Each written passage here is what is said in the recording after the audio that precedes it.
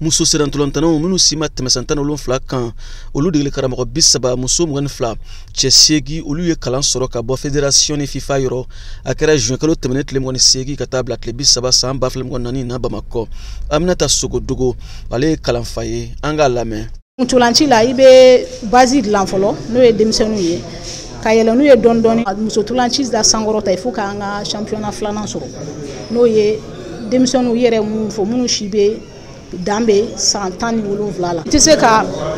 équipe jolen sɔrɔ f'i ka degeli karamɔgɔ jolen sɔrɔ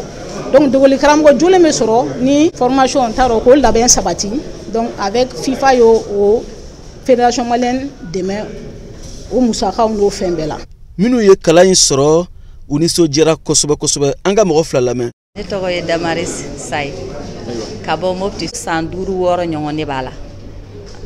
mais formation ni ye sen fɔlɔ ye kana musow ka ballontan a kun lagosilen don mɔgɔw kun t'a la ka dɔn k'a fɔ ko ɲɛnama de don maintenant sisan n'anw kalanna ni denmisɛnninw fana kalanna ka ɲɛ o la a bɛ ballontan taa ɲɛ musow b'a dɔn k'a fɔ muso ka ballontan nafa b'a la. Sport yɛrɛ ka di ne depuis à l'enfance a ka di n ye ka ballontan donc jusqu'à présent o diya ne o de tora na n dɛsɛra k'a bila donc n bɛ fɛ ka connaissance min na n bɛ fɛ ka o don denmisɛnninw na olu fana ka a ka diya u ye u ka se ka nafa sɔrɔ a la. Ne tɔgɔ ye Mohamed Aïdara ye ne ye Kati farikolo ɲɛnajɛ ɲɛmɔgɔ ye a ye Sarama de Kati. Pour avoir une fille k'a fɔ ko ballontanna do bi musomani i bɛ don parents kan i bɛ psychologique k'a la i b'a lajɛ comment a bɛ se ka développer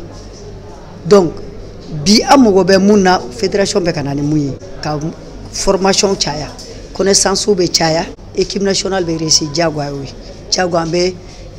kaden ɲɛnama sɔrɔ an bɛ minɛn ɲɛnama sɔrɔ an bɛ sen parce que football ye base di. Kalan sɔrɔla a tɔ ye ka waleya ka kunkɔrɔta dɔ di muso serantolontan ma Mali la VOA Bambara tɔgɔ la Bamakɔ Siaka Traoré kala seli don.